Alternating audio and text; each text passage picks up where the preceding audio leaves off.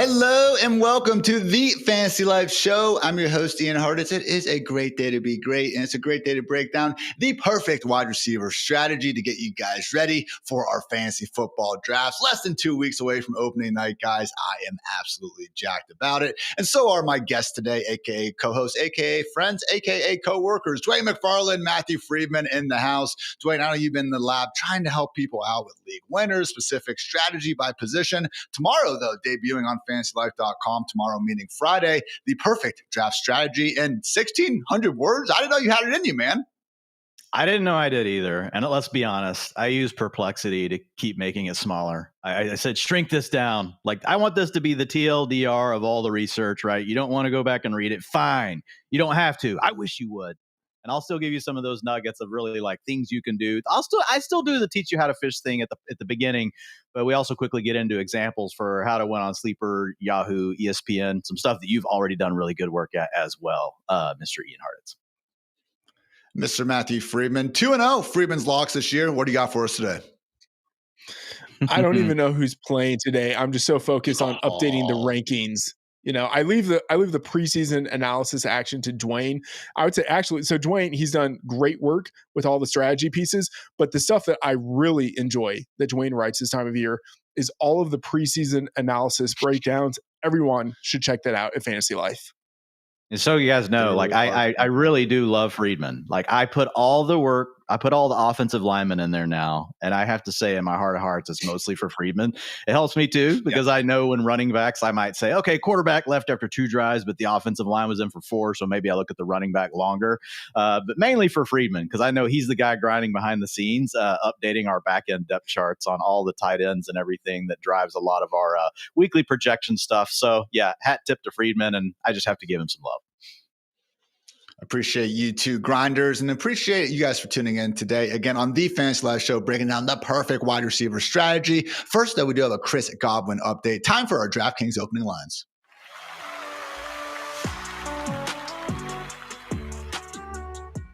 I guess we could be calling this good news for Chris Godwin. He is avoiding the PUP list to start the season, meaning he will not, in fact, be out definitively for the first 4 games.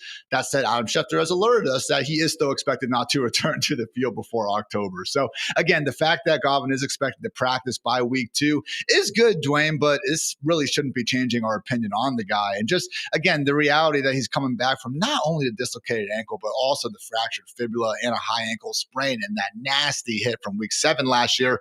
Even if Godwin is back on the field in October, probably not realistic to expect him to be operating at his full powers.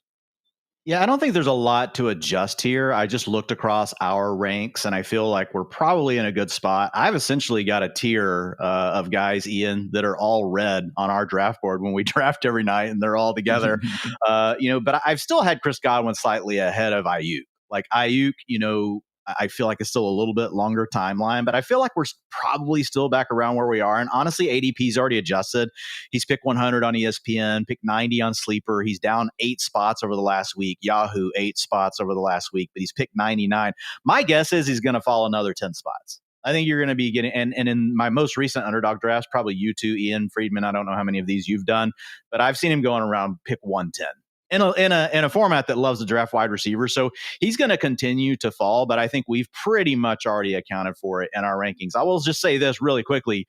You hit on it, Ian, but when I read Jeff Mueller's tweet about it, he said, today we found out that not only did he dislocate his ankle, but he fractured his fibula, tore his deltoid ligament, and essentially had tightrope procedure for high ankle fibula. That doesn't sound good. So I know we've already accounted for it, but hearing that he's going to miss the pup doesn't suddenly make me feel like, oh man, I should have been drafting him more. It just honestly puts me in the same spot I've been in for about 2 or 3 weeks, which is I'm just going to leave Chris Godwin alone for right now. Someone I have not made a habit of drafting throughout this offseason either. That said, I would put him in that Brandon Ayuk boat where if you guys are in your home draft coming up here and he is falling outside the top 50 wide receivers, that probably is a good time to get him because, again, I'm not sure if you're going to have the capabilities of putting him on IR now that he's not on the PUP list. Every league's a little bit different with that. But, guys, next year when he is fully healthy, really could be some nice keeper value there for you late. Freeman, the other big news here was the addition of Tristan Wirfs, someone that will not be starting off the year on PUP. Similar timeline, though, is expected to Chris Godwin. So again, good news that we aren't going to be definitively missing, months of the season. Still could be out for September. Have you meaningfully adjusted the projections or you just kind of your thoughts on the Buccaneers offense without Wirfs? Because for sure, like he's an incredible left tackle. You want to call him the best in the league. I don't think anyone's going to be overly disagreeing with you. That said, I know talking to you, when we've done our injury podcast over the years, bigger issue a lot of times is multiple offensive linemen being out as much and as great as Wirfs might be.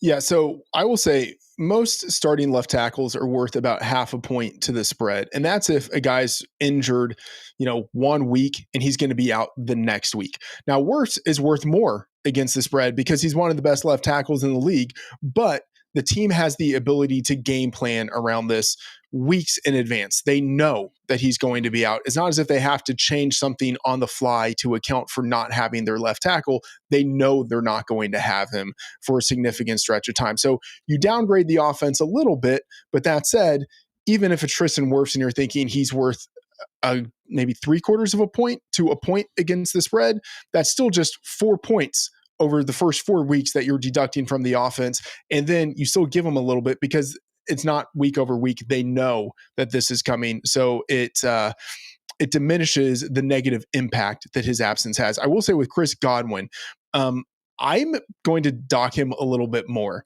Like, I think that it's weird that he's coming off of the PUP, but they're already stating they're not planning on playing him for the first 4 games.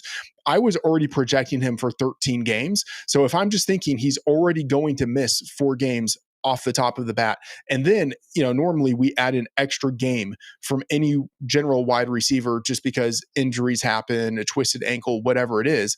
Like, I'm probably going to deduct another game from Godwin in the projections. And given the severity of the injury, it sounds like this is pretty bad. I think there's a chance that even they can say right now he's going to be out only 4 weeks. It might be a little bit longer, or even if he starts, in week 5, week 6, maybe they ease him in a little bit. So I'm still going to make some slight adjustments to Godwin in the projections. Again, anyone that had Godwin on your fantasy team last year or is just a fan of the Buccaneers or good football players in general know how much it especially sucked given how freaking awesome the guy was playing. Ended up with the second most PPR points per game in the NFL behind only Jamar Chase himself.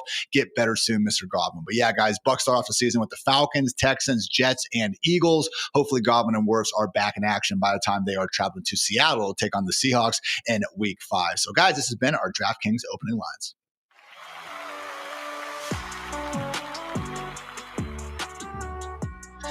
College football fans, it is almost time to fire up the grill, rep your colors, and get loud because Saturdays are about to get electric, and I have teamed up with DraftKings Sportsbook to get you in the game with an incredible offer. Right now, new customers who bet just $5 will get $200 instantly in bonus bets. That's right, new customers bet just $5, get $200 in bonus bets. All you have to do is download the DraftKings Sportsbook app and sign up using my promo code FANTASYLIFE. The crown is yours. The next great touchdown is coming, and you can bet on it. Stay locked in all season long and use your bonus bets on same-game parlays for a shot at an even bigger payout. Stack bets from one matchup and watch the drama unfold. If you love the throw of game day momentum shifts, well, then you should try live betting on in-progress games. DraftKings makes every snap count. And hey, if sports betting isn't yet live in your state, no worries. You can still join the fun with DraftKings Daily Fantasy Sports and play for real cash prizes. So here's your play. Download DraftKings Sportsbook, sign up with promo code FANTASYLIFE, and bet just $5 to get $200 in bonus bets instantly. That's promo code FANTASYLIFE only at DraftKings Sportsbook. Let's make this college football season one to remember.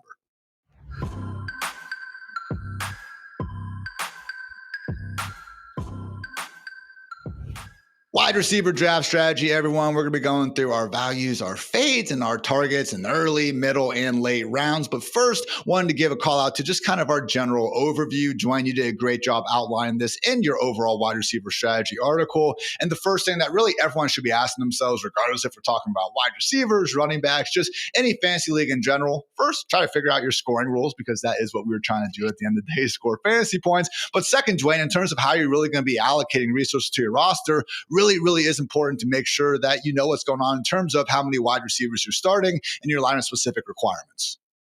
Yeah, you got to understand supply and demand, like in anything that you're doing in life. And with wide receivers, I mean, the starting requirements are the number one thing. So if you play in a league that starts 3 wide receivers, there's immediately more pressure on you to make sure that you are drafting wide receivers potentially earlier in your draft, depending on how you feel about the values that are going to be around later.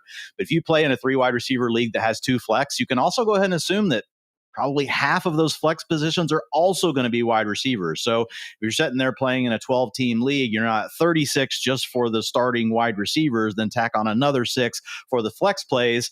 Well, you're looking at 42 wide receivers starting in your league. And so that's how you've got to be able to think about it. The more starters there are, the more pressure. And what that often means is a trade-off, Ian, for one of the elites at the onesie positions, a quarterback or for a tight end. It makes it really tough to grab 2 of those early if you're in these leagues that start more wide receivers or more flexes.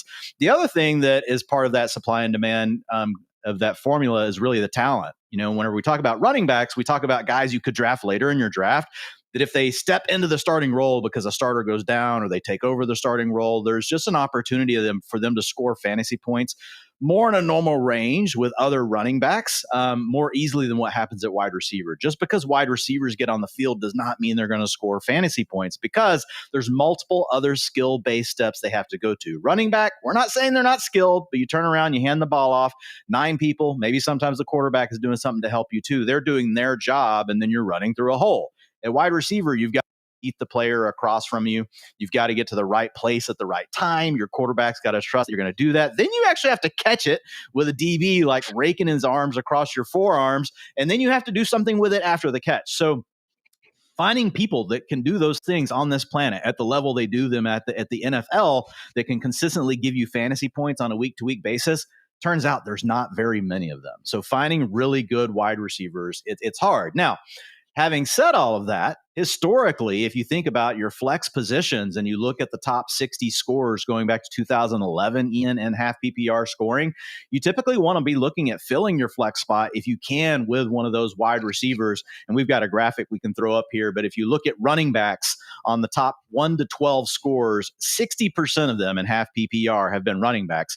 38% of them have been wide receiver. But once you go to the next bucket, which is that 13 to 24 overall, and this is looking across wide receivers, running backs, and tight ends, guys, so across those 3 positions, look, wide receivers take the league. 54% of that group has been wide receivers, 40% running backs. Next group, 49% wide receivers. And you can see, I won't have to name it all out, but 52 and 51% wide receivers lead the way in the next 4 buckets. So it is a position that you want to be attacking for your flex. And again, just remember, the more that you have to start in your league, the more that you should, that just tells you how much more aggressive you should be in your drafts with a position. If you guys play over on Underdog, part of that is best ball, but the other part of it is you're starting 3 of those positions. And so it's the same thing that carries over to your home league. Just maybe not quite as dramatic as what we see on Underdog. Lineup requirements, talent, baby, talent. And again, be very aware of if you're dealing with half PPR versus PPR to, again, try to figure out your wide receiver targets. That said, once we actually get into the actual strategy and where we're trying to pick round by round, Dwain, we've been doing our stuff for real-time sports. We've realized that, especially on that site, man, like you want to have 2, if not 3 running backs after the first 4 or 5 rounds, because just the options after that, it's going to be rough. Meanwhile, the best pockets in drafts, and Freedman, I think you can speak to this too, because you had a nice article go up recently about the best values on Yahoo. Look, there's some early to mid round 2 wide receivers we like and everything. We're going to talk about them shortly. But man, once you get to round 6 to round 9, I mean, Freedman, some of these values just in terms of our fantasy life ranks versus Yahoo, ESPN, Sleeper, ADP. I mean, I just want to have an auction and draft all these dudes at a certain point. Yeah, Ian, I think we've talked about it on a show before about this wide receiver class, or not, it's not class, but this year's group of wide receivers available in rounds like 6 to 10.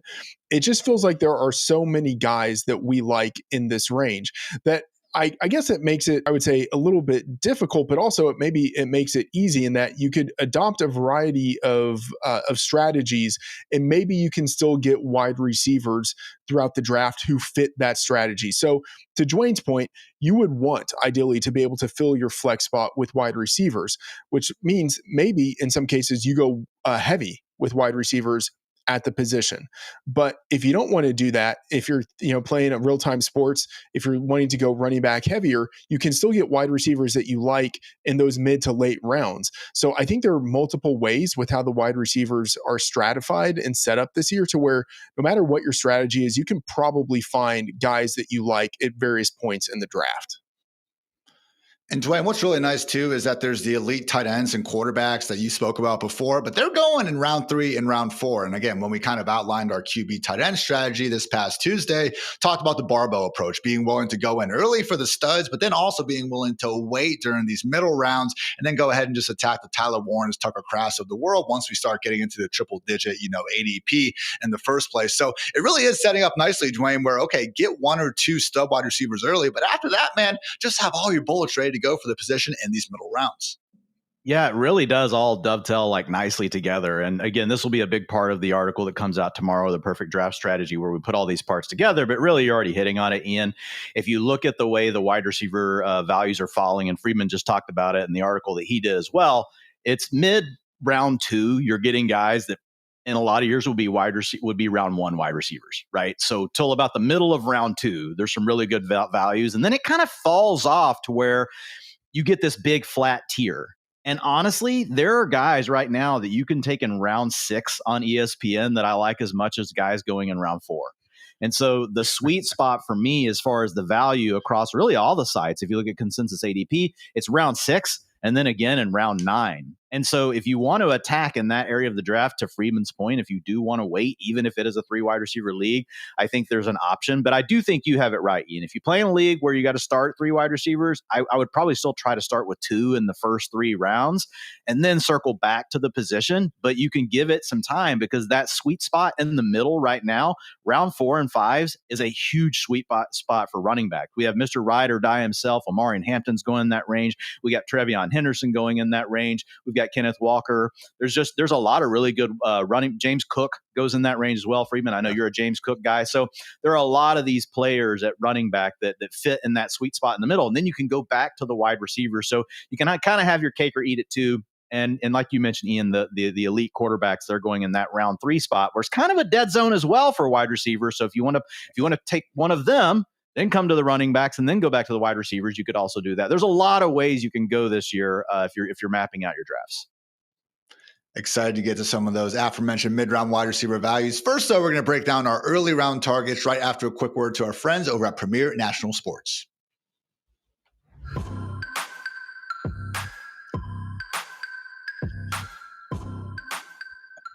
Guys, high school football is back, and I freaking love it. All right, Friday Night Lights, you go out there and you see all these kids trying to go ahead and take their game to the next level, win in front of the high school crowds.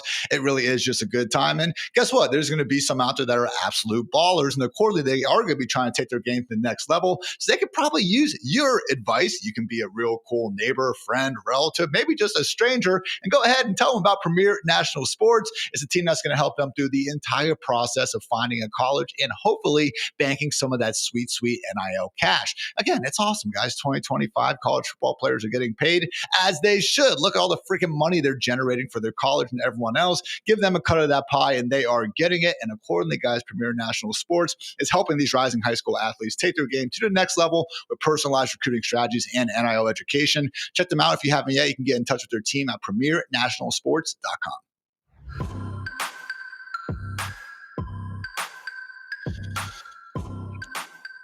Time for some early round draft strategy with wide receivers. Again, not going to go through the entire Jamar Chase wide receiver 1, CeeDee Lamb wide receiver 2 rankings. If you want to check those out, you can do so at fantasylife.com. But right now, just overall early round strategy presented by our fine friends over there at GoPuff. So, Dwain, again, in your article, you didn't go through one by one. Want to do that? Check out our rankings. Code Freedman for 20% off. I got you, man. But Dwain, you were talking more so about some of these round 2 values that really stick out to you. Nico Collins actually falls there over at ESPN. Brian Thomas Jr., Drake London, A.J. Brown. Hope that hamstring's okay, but he seems to be working his way back. Lab McConkey, Jackson Smith, and Jigba. And I guess my question for you, Dwain, is when you are in round 2, where do you kind of have that T break? Because I think T. Higgins is kind of in this conversation as well. You mentioned when we start getting that, not dead zone tier necessarily in round 3, but we do hit a point where it's a bunch of olds, and then it's like Ohio State talents who have these quarterbacks we don't feel great about. So for you, Dwain, when you're on the clock at the end of round 2,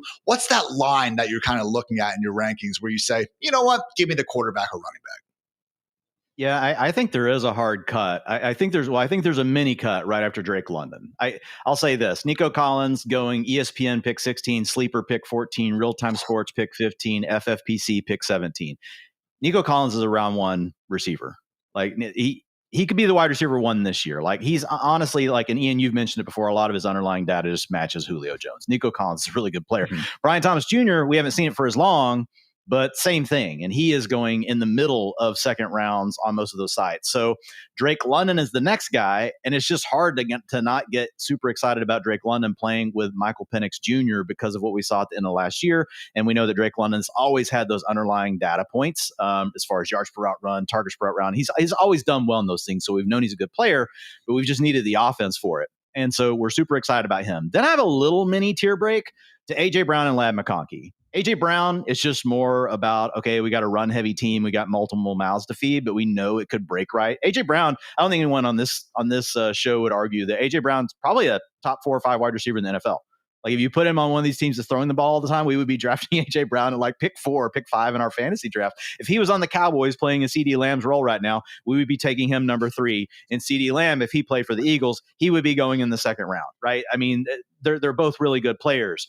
Then you have Lad McConkey, and he was just so amazing down the stretch last year. Everything looked really good for him. But I do have a little tear break there, Ian. And then I get into JSN. I get into, T. Higgins is in that range as well.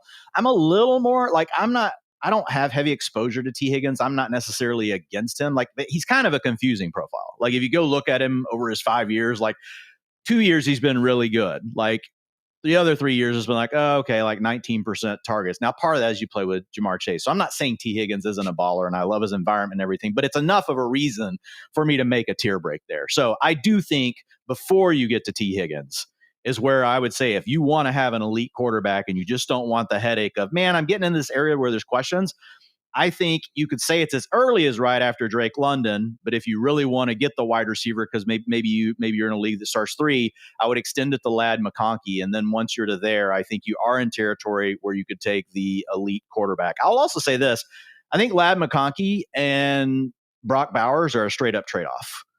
Like Ladd McConkey, yes, he works further down the field than most people realize, but I think they're pretty similar ceiling cases for Ladd McConkey and for Brock Bowers as far as like how many yards and touchdowns they could score. Ladd's probably slightly higher on the touchdown category, but they're really close. So if you wanted to go ahead and take your tight end there, I would say right around Ladd McConkey would be where you could do it for Brock Bowers. And you're going to see the positional rankings of these guys we just talked about pretty much consensusly all inside the top 12, regardless of where you're trying to play. And if you look at our rankings, you're going to see similarities. That said, Freedman, you are a bit of an exception here. You actually have Mr. Tyreek Hill as your wide receiver 9, ahead of AJB, ahead of Ladd McConkey, ahead of even Drake London. Explain yourself, Freedman, because we were talking about on the Fades That Scare Us show yesterday, where, again, I see the profile for Tyreek. He's a freaking awesome football player. We only have to go back 1 year to find him leading the league in receiving yards and receiving touchdowns. I don't love when the guy's literally changing his Twitter avatar to Antonio Brown leaving the field against the Jets. Like, it feels like there's a few red flags here with Tyreek.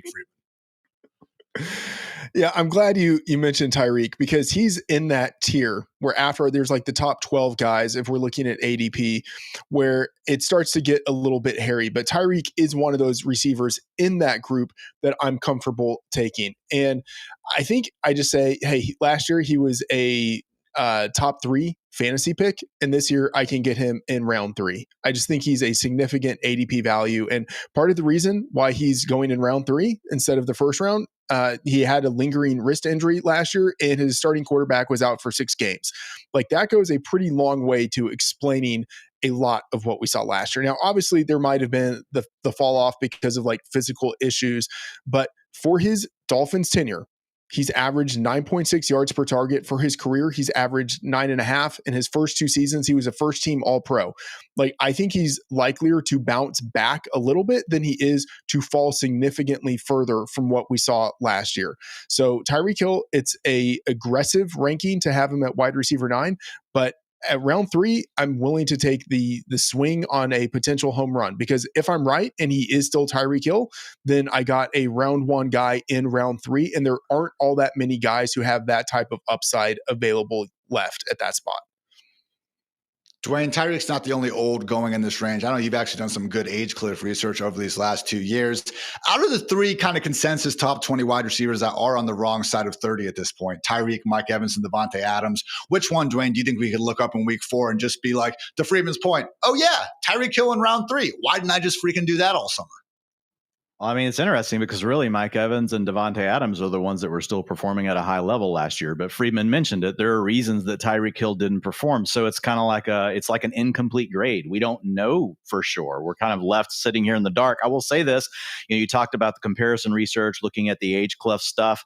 There were, 9 players I found that compared to Tyreek. And so to make the comparison, what this meant, you had to either year 8, 9, or 10, you have had to have been a wide receiver that had already been a wide receiver 1 in the previous season, and then you fell to a wide receiver 3 or worse, right, in one of those seasons. And then what did it look like in the next year? And there are some good names here on Freedman's side. Brandon Marshall scored 13.8 fantasy points, and he dealt with injuries that year. The next year came back to score 21.2. Andre Johnson dropped to 13.6, came back to score 18.5. Steve Smith, 7.9. What a terrible season. Came back to score 16.5. Now, did not work out as well for Julio Jones, went down. DeAndre Hopkins went down. Jordy Nelson went down. Wes Welker, a different archetype wide receiver, but did go down. And then there were 2 wide receivers that basically, came back to wide receiver 2 levels, but didn't return back to a wide receiver 1.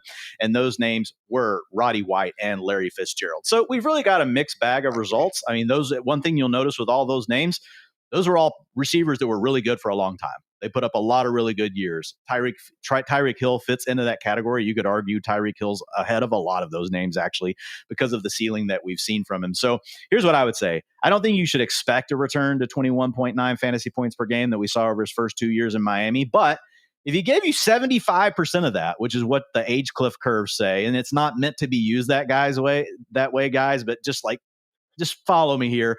That'd be 16.4 fantasy points per game. That's a wide receiver 1 going back to, 2011. The cutoff for wide receiver 1 range is 16 fantasy points per game. So I don't know if I'm with Freedman and that I would take him. Well, and Freedman didn't necessarily say this. So I would ask you, Freedman, I don't know that I would take him over the elite quarterbacks in a home league that just started 2 wide receivers. I think I'm going with the elite quarterback. I'm just going to avoid the headache because I just know Josh Allen, he's a badass. Josh Allen's going to do Josh Allen things. I don't have to worry about it. But if it is a 3 wide receiver, and if it's got like 2 flexes or something, that's when I am a little bit more willing to probably swing away on a guy like Hill, like what Freedman's talking about. Yeah, Freedman that's seems fair. To be in agreement on the elite quarterback call. Yeah. Yeah, I think that's fair. And I have no problem, especially in a format, Dwain, like you mentioned, with just 2 wide receivers, no problem going a little lighter on the wide receivers and prioritizing some of the other positions, especially an elite quarterback. Last one here, guys. I mentioned a lot of olds, a lot of youngs too. The problem is they're quarterbacks and they all went to the Ohio State University. So why wouldn't we want to invest in them? But Jackson Smith and Jigba, we got to worry about. Sam Darnold's going to come crashing back to earth. Marvin Harrison Jr., what is Kyler Murray? Really? Garrett Wilson, obviously dealing with Justin Fields, go Buckeyes, and New York Buckeyes. Terry McLaurin, hopefully he actually plays football this year. We don't have the same concern with Jaden Daniels, but again, the contract stuff, I probably could have just included him more so in that old group. So out of those 4, Dwain, you're on the clock in round 3. JSN, Marv, Garrett Wilson, Terry McLaurin. Are you taking any of them, or are you looking at the elite quarterbacks and tight ends? JSN is a guy I've drafted a ton just because historically we go back and we look at these guys that have that year 2 breakout, even if it's over the second half of a season. I mean, just a couple of years ago, it was Trey McBride at the tight end position. I just think we want to pay attention to it. I mean, this is a first-round draft pick that played really good at Ohio State. Yeah, he got stuck with Shane Waldron and 2 really good other targets his rookie year. Wasn't necessarily that good, but really got it going at the end of the year last year. Scored 17.7 points per game from weeks 8 to weeks 18, 82 utilization score out of 100. That's really good. I have some of the concerns you have with Sam Darnold. Like, I don't want him to start seeing ghosts, but at the same time, I think Sam Darnold is actually a very similar archetype quarterback to Geno Smith, willing to throw the ball in the tight windows, which we need for JSN, because that's something you and I have both noted, Ian. As much as we like JSN, we're also like, yeah, there's separation there, but it's not huge. This guy's not just shaking dudes. Now he's a very good ball tracker. He also can catch contested balls for being his size. So there's a lot of things JSN still does well, but he's not a guy that's just out here shaking dudes and getting wide open. I think that Sam Darnold, though, is a good fit because he's not shy. He'll still push the ball in there. So I'm leaning into the talent profile. We're going into year 3. The other thing is, like, where this guy goes right now is late round 3.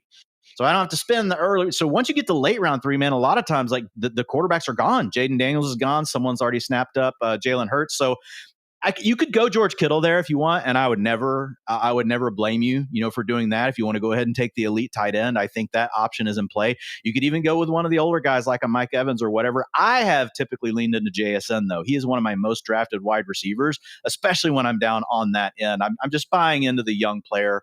I want to be in on the guy that might be a round 1 pick next year in fantasy, and I think that could be JSN. Oh, one other note. Preseason. This is really good.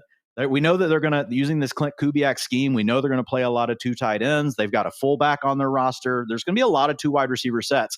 Small sample, but in the preseason game, it was Cooper Kupp and Jackson Smith and Jigba on the field for those snaps. Because our worry was, man, if they go to that set and like MVS is the other guy, and now Cooper Kupp and JSN are having to rotate all the time, that would potentially scare me away. But that wasn't the case, so I'm sticking with JSN.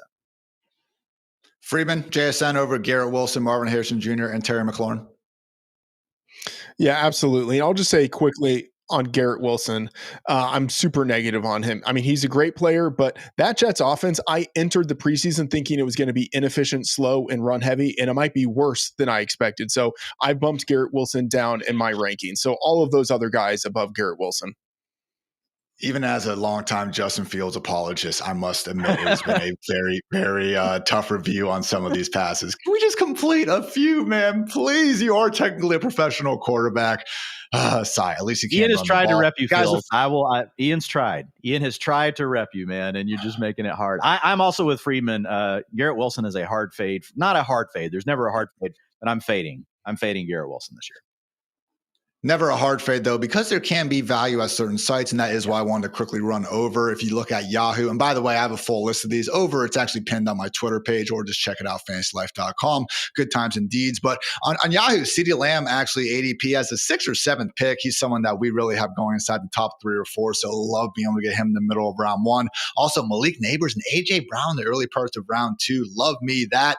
Tyreek Hill in round 3, fantastic stuff there at Yahoo. Devontae Adams in round 4 is nice. Also, DJ DJ Moore and Devonta Smith in round 5, better than what you're going to see elsewhere. Over at ESPN, we do have Malik Neighbors at the end of round 1. Again, really nice price tag for him. Brian Thomas going like in the middle part of round 2, guys. That is one of the most mispriced options, and it's a big reason why Dwain, starts off his article actually with Brian Thomas Jr.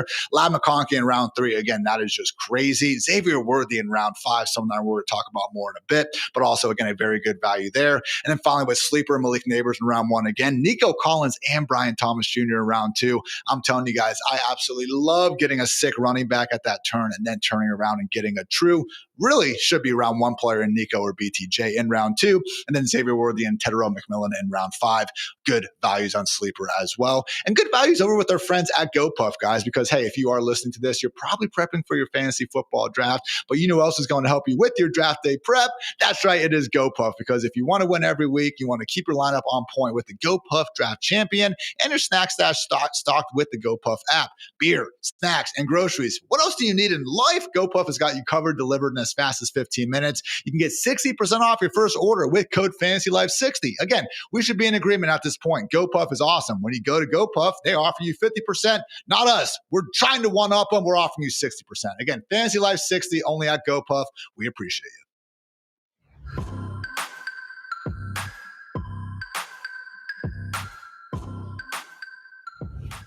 All right, guys, I've been hyping it up from the beginning. Time for some mid-round fantasy values, and boy, do we have a lot. So we're looking at, again, kind of this round 5, round 6 to about round 10 range. Dwain, again, it's a laundry list of dudes. I want them all pretty much, all right? We're going to break down kind of differences, but again, some of the names I already listed kind of at the end.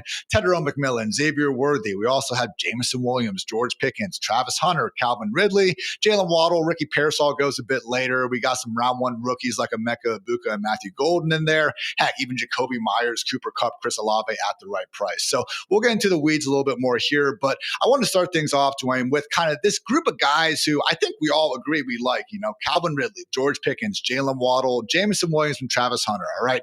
Those are the 5 guys. They all go within 8 picks of each other on ESPN. Again, shout out to the auction bros. They can pick off these guys, and I am jealous. But Dwain, you're on the clock, ESPN, Ridley, Pickens, Waddle, Jameson, or Travis Hunter. Who are you taking? I'm taking Pickens. It's really close. Like Jameson Williams is the guy that I sit here and I look at, and I know everybody says, there's just no way he can get 25% of the targets or a bigger target share because we got Amon-Ra St. Brown and Sam Laporta. But then my thought is, what if he did? Like, could you imagine a guy like Jameson Williams can do the things he does with the ball in his hands? Like, he can take a slant to the house. He can take a screen to the house. He can just beat you over the top. If you have one misstep on defense and any of their schemed up stuff, he's getting wide open for touchdowns. I mean, Jameson Williams is the kind of guy that if he suddenly did show up with I don't even think he'd take a 25% target share. Ian, if this dude have a 23% target share, might be like the wide receiver 8 in fantasy. Like, that's just how good he is. But I'm going to go with George Pickens. And the big reason why is George Pickens, all the underlying data points tell us that he is a really good wide receiver that just has not really had very good quarterback play and has had to play in run-heavy offenses. Now he gets to come to the Dallas Cowboys. Not sure where Freedman's at on this, but I have the Cowboys projected for 2 full extra games worth of pass attempts versus the Steelers this year. So guys, imagine just a receiver right off the bat getting to play 2 extra games. That's what George Pickens is getting to do. Dak Prescott's going to be the best quarterback he's ever played with in his life. The Cowboys defense has major questions. We don't know what's going to happen here with Micah Parsons. And I think it's going to be a highly consolidated offense. It's going to be CeeDee Lamb as the 1. It's going to be Pickens as the 2. And I think Ferguson is a clear 3 backseat to Pickens. I'm glad that the Cowboys paid him, but also a very pass-heavy offense. Like, what's the incentive to hand the ball off ever on this team? Like, what I mean, we can talk about Jaden Blue if we want for fun as a sleeper, but like, come on, like, this team is going to need to throw the ball most likely due to all sorts of circumstances, and one of them just being they don't have a running back they really want to hand it off to. So I think this is a great spot for Pickens, and if folks want to check out my breakout wide receiver article, if you look at guys that break out year 4 or later, you know what a huge part of it is? They get a change of scenery. Sometimes you just need a new lease on life, and that's what George Pickens gets with the Dallas Cowboys. Got our ADP grid we're going to show you guys here from the fine folks at Premier National Sports. And again, it's just these guys are going within 8 picks of each other on ESPN. This is actually the far left-hand column right here. But Freedman, when I look at this, man, I just wonder, like, okay, Freedman, I'm going to put you in on the spot here. Let's say someone said you need to get this following question right, otherwise your career in this space is over. Who scores more PPR points this season, DK Metcalf or George Pickens? Oh man. I mean, I'll go with DK Metcalf. I just sort of have to, but I would hate myself. I mean, like his Pickens, you could easily see how it happens. And to Dwayne's point, offensive environment counts for so much. And with the Cowboys, we think they're going to be throwing the ball quite a bit. And the ability for Dak to have another weapon there that is so valuable to the entire offense. So I would go with DK Metcalf, but I would just be hating myself knowing that Aaron Rodgers could do Aaron Rodgers type of things, and he might not get along with Arthur Smith, and that situation with the Steelers could just implode.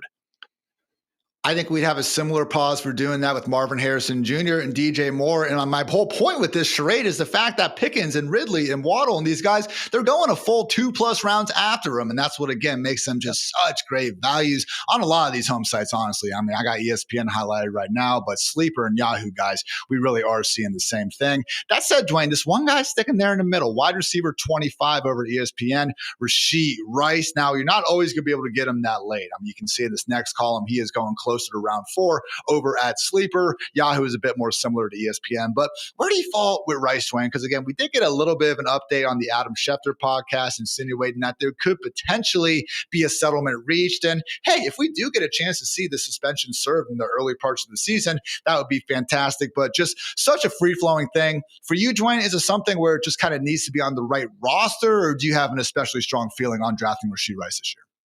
Yeah, I think you can make any roster work for him. It's a matter of where you take him, and then if you already have strong receivers and you add him, then you're golden. Like, people just let him fall, and you're like, oh, I already got 3 really good wide receivers. I'm going to throw Rashee Rice on here, and guess what? I know he's a wide receiver 1 when he's back. Like, that works. Or you went heavy at another position. Maybe you grabbed a George Pickens, and then you turn around and you're going to take, or whoever you took before. You got one player, but you're like, man, I just want the guy that I know that once he's back, I could have a wide receiver 1. I put this on top of this lineup I've really built. But then you have to think about what you do in the picks after Rashee Rice. You need to make sure that you continue to address your wide receiver room, and they can't all just be young upside players. You need some guys that you feel have like a proven floor that you can get into your lineup. So I do think it comes down to how you want to handle your roster, Ian. But you could take him either before or after you have other good wide receivers on your team already. But it definitely determines the way that you're going to think about him. I personally, I am still taking Rashee Rice, but he's falling, and I have a feeling like he's one of the guys that's falling pretty quickly. And our ADP is showing you guys the last week, so I think it's actually even a little bit more aggressive than this.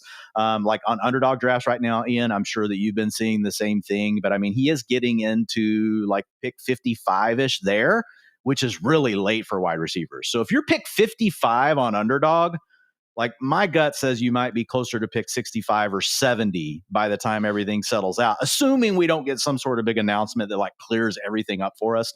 And we know that he's just going to be out for 3 games. It's going to be the first 3 games of the season. So I would lean towards, my son Camden did a draft last night. I hung out with him up there in his room. He had his screens up. He had his drafts. He had his tiers up, Ian. And Rashee Rice, it was a 10-team league over on Yahoo. Rashee Rice went in round 7 of that draft.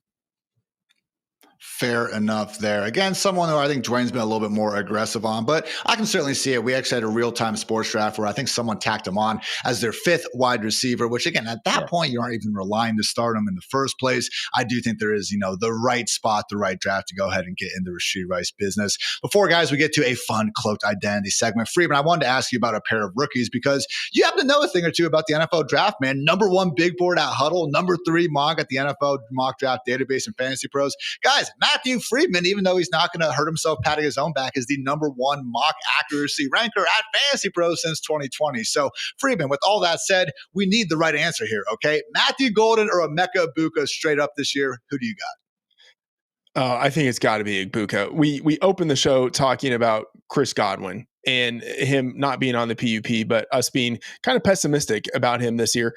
And then also Jalen McMillan has had an injury. So Egbuka is like locked in. And by the time Chris Godwin returns, Egbuka might have the role as the number 2 wide receiver on a pretty good pass-friendly team. So I'm going with Egbuka, and I don't really even think it's close. We liked Egbuka when he was far cheaper than he is now. I think we still like him at the current price.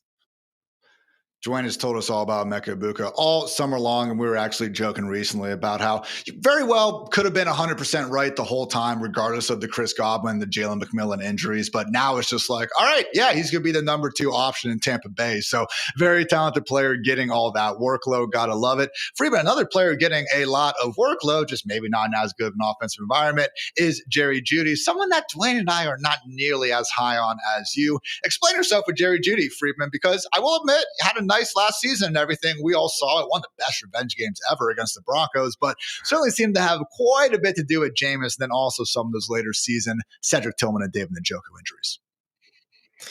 Yeah, I have Jerry Jeudy just a tier underneath those guys that we opened the segment talking about, guys like Calvin Ridley, but I still like Jerry Jeudy quite a bit. Like, he broke out last year. Obviously, you talked about the revenge game, and it was like a 5th-year breakout. Like, it took him a while to do it, but he finally did it, and it correlated with not having Deshaun Watson on the field. But man, 103 targets in his final 10 games with an 87 utilization score. That was number 8 at the wide receiver position. There still is not much in the way of target competition. And I think with Joe Flacco, that Browns offense is going to be good enough to where they're going to be passing the ball quite a bit. They will probably need to pass the ball quite a bit. I don't expect them to have a great season all around, which means they're going to need to pass. And I think they're not going to be high quality targets, but I think they're going to be enough targets to where Jerry Jeudy at his current ADP is, look, if he underwhelms, I don't think he's going to do it by much. But if he outperforms, he could do it in a big way. Like, there aren't all that many 1,200-yard receivers that you're able to get at this point in the draft. So I feel like I'm fine taking the shot on it, knowing that if it works out, it could be big. If it doesn't work out, I'm probably taking a small loss. One of those things where, as much as I'm team Calvin Ridley over Jeudy, I admit a lot of my arguments for Ridley kind of also do apply to Mr. Jeudy. Guess what, though? They are both really good values at Yahoo this year. Round 7, you can get Ridley. Also, Tedrone McMillan and Jalen Waddle. Round 8, Jerry Jeudy and Roma Dunze. So Xavier Worthy, George Pickens, Jameson Williams. Again, guys, these are values really across kind of our trio of home sites. And I also will add that Ricky Pearsall is someone who really stands out. We've been talking up a bit more recently. I know Freedman and I, when we were talking about the biggest discrepancies between some of the bigger money sites and the home sites, Ricky Pearsall and Juwan Jennings. If you say that you want to draft a 49er period, I'm going to tell you good job and that you should absolutely do it. So good stuff on that. However, I'm now going to put both of you guys on the spot. A little cloaked identity, fellas. Let's go ahead and give you a few clues here and see what happens. I thought we had a stinger there. There we go.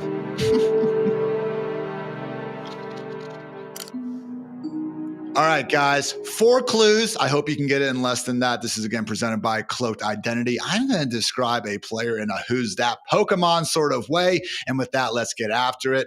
First clue. This is a former top 50 high school recruit out of Houston, Texas. Any thoughts? No.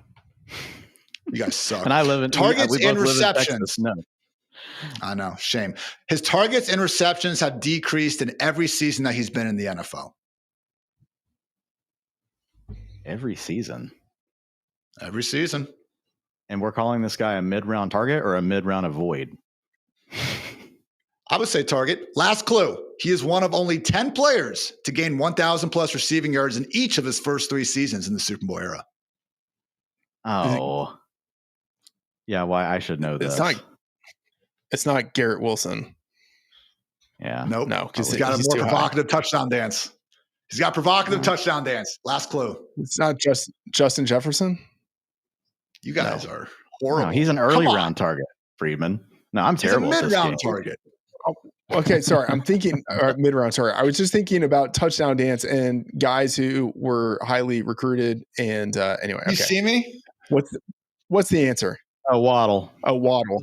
Yeah. Reveal that. Jalen Waddle, yes, the former top 50 high school recruit out of Houston, Texas. His targets and receptions have actually decreased every single season, had more of the volume year 1 before Tyreek, and still been going down a little bit with some injuries in there. But despite that, guys, still one of only 3 players with, again, one of only 10 players, I should say, with the 1,000 plus yards in each of these 3 seasons. So didn't spend a ton of time on him, but again, I'm telling you, Yahoo, ESPN sleeper in that mid-round conversation right there alongside guys like Calvin Ridley and Travis Hunter. I love him. That's a great His one. targets may have gone down, but his target shares went up. which is like, so I mean, his percentage of the offense actually got bigger. So what's funny is I had Jalen Waddle up on the screen in front of me, literally sitting right in front of me whenever you said this. And I couldn't get this because I was like, well, it's not him. His went up, but his raw targets went down. So that was a great one. That was a great one, Ian. Yeah. I love Waddle. You know who else is pretty great? Our friends over at Cloaked Identity. Guys, Cloaked is your all-in-one solution for privacy, safety, and security, protecting your identity, blocking spam, and keeping you safe from digital threats before they even reach you. We love data over here. In fact, Dwain has a weird infatuation with it, but we don't like our data being exposed to data brokers from around the web. Cloaked has you covered, though. Cloaked will scan for your info, names, address, phone numbers, etc., and erase them from more than 140 data brokers online, cutting your spam, scams, and risk of identity theft at the root. Get started with Cloaked's free risk scan at cloaked.com/fantasy, courtesy of Matthew Berry's Fantasy Life, to see where your personal information is exposed, and then sign up with 20% off with code FANTASY.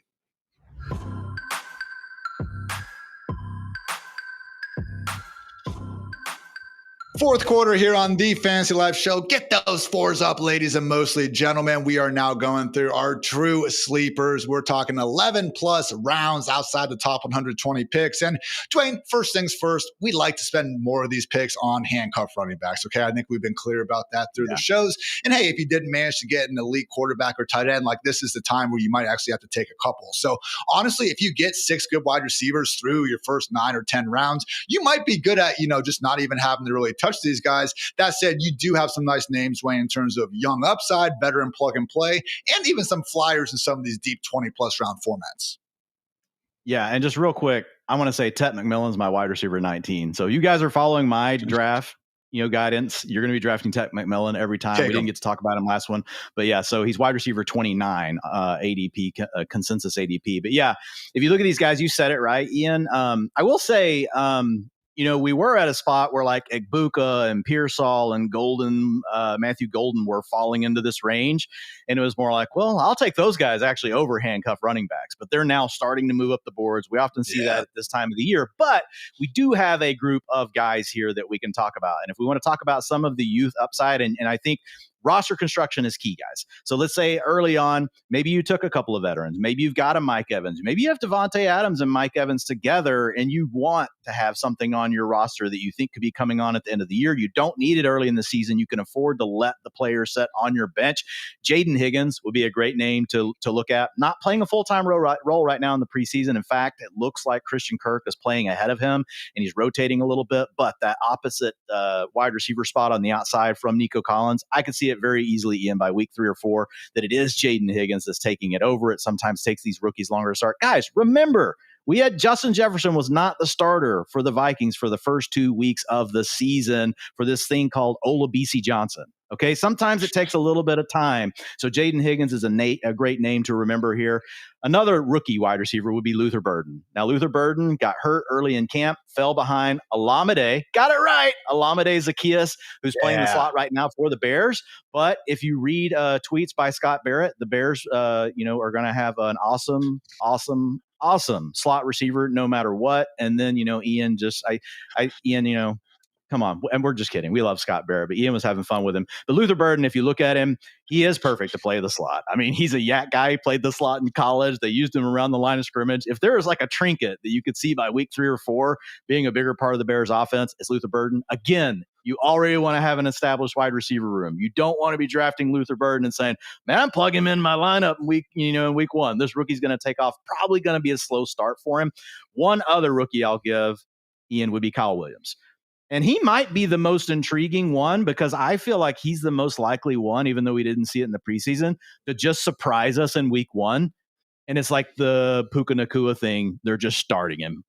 Because, I mean, it's Matt Collins, really good blocker, guys. But let's be honest, he's not really a receiver. He's like a 6th lineman out there. Okay. Then we've got going to the slot. You've got Pop Douglas, nice player, but he's a slot player. We've got Stephon Diggs on the outside playing, coming back from an ACL. We know he's going to be a starter. But man, Kyle Williams, is clearly one of the best options if they want to get their offense going with Drake May. So I just see a role where he could be the guy rotating in sooner rather than later. On the veteran guys, you did a great job. I know we got a sleeper column coming out and you took one of the names. I tried to not repeat all yours, Ian, because you wrote yours first. There are a couple where we repeat. I tried to give people some variety. But Rashid Shaheed, Man, pick 134. I know the Saints aren't good guys, but Rashid Shaheed is good at football. He is going to be on the field in week 1. So he's a guy that gives you upside that if you waited too long at wide receiver and you actually do think that you need a wide receiver to plug in your lineup, or maybe you took a younger guy early, and now you're trying to swing back around and get the guy you want to start in week 1, Rashid Shaheed would be one. Cedric Tillman would be another, Ian. He's going to be starting on the outside for the Browns. And since Freedman loves Jerry Jeudy, why not love Cedric Tillman too? He actually outproduced Jerry Jeudy for the 4 weeks they played together last season. Speaking of Rashid Shaheed, you talk about someone who, again, just such a dynamic returner, was making the most out of his gadget touches, and then he got this full-time role and really ran away with it. Freedman, I think you actually see a similar potential path for one Marvin Mims over there with the Broncos. Yeah, and I'm glad you set it up that way, because I was going to say, I feel like Rashid Shaheed is like the precursor to Marvin Mims. Like what we saw out of Shaheed, and to Dwain's point, he was a great player last year. If you extrapolate what he did in 6 weeks over the course of the season, he was a 1,000-yard player who could have had like 8 to 10 touchdowns. I see something possible like that for Marvin Mims, who's in a good offense with Sean Payton there. And a second-year Bo Nix. And I think Courtland Sutton, as good as he's been to this point, would it be surprised if Courtland Sutton took a step back within the offense? And then Marvin Mims, he's been an electric return man. So like he's got that all around good football player skill set. They are using him significantly more within the offense, the first team offense this year in the preseason. That's really encouraging. He's been highly efficient on a per target basis through his career, 10.4 yards per target for his career. And then he's got 22 carries over the past 2 seasons. So in that Robert Woods type of way, that Deebo Samuel type of way, they do give him some carries every now and then. And so that's just another avenue for him to score some touchdowns and get some yards. And you think maybe that doesn't matter, but over the course of the season, that could be an extra 150 yards that he ends up getting on carries, and that adds up. So Marvin Mims, as someone who has some upside that you can get after round 10, I'm really intrigued by him. Similar sentiment with Jaden Reed, someone who is available deep into round 11 over there at ESPN. You can also get a Mecca Ibuka still that late at ESPN somehow. Ricky Pearsall, Jawan Jennings. And I will say over at Yahoo, guys, Josh Downs with an ADP outside the top 120. I know he's had that injury, but hey, Danny Dimes, not every single target can go to Tyler Warren as much as Dwain would wish that would be the case. I'm going to close out, though, with one of my guys had this column hit it. I know Dwain and Freedman don't like him, and they're right about a lot of things, but they were wrong about Keon Coleman, everybody. Year 2 coming out. I know he wasn't the world's best wide receiver as a 21-year-old, but you know what most 21-year-olds are doing? Not playing in the NFL in the first place. So it really did seem like Keon was breaking out before he had that unfortunate midseason wrist injury. And man, just throughout the year, despite missing all that time, was Josh Allen's number 1 deep target, despite having progress stoppers like Matt Collins and Amari Cooper in the fold. So sure seems like he's having a great training camp. He was top 12 in yards per target and yards per reception. I know the separation isn't amazing, guys. That's why he's going outside the top 50 wide receivers in the first place. I just think we have sub Gabe Davis prices for a talented guy who was picked 33rd overall 2 years ago, who has 2 great skills in terms of contested catchability and yards after the catch. So yeah, Dwain will say his targets per out run aren't worth a shoot. Freedman's going to bring us some other good points. I don't care. Keon Coleman, my guy, 2025. Gotta love it. And gotta love you for tuning into the Fantasy Life Show. We appreciate you guys as always. Again, make sure you check out Dwain's perfect draft strategy article on fantasylife.com. Make sure you use code Freedman if you're trying to get a Fantasy Life Plus subscription. And otherwise, just have a great rest of your day and dominate those drafts. So for Freedman, for Dwain, for producer Kelsey, for producer Swing, I'm Ian. Thanks again for tuning in. And until next time, take care, everybody.